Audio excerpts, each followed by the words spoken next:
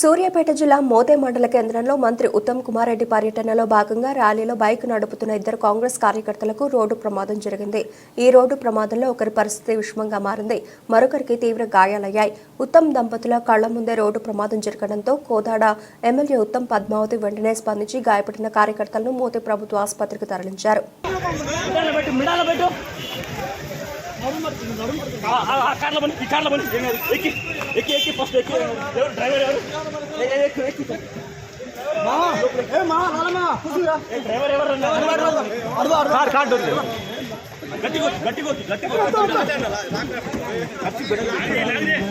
local hospital leaders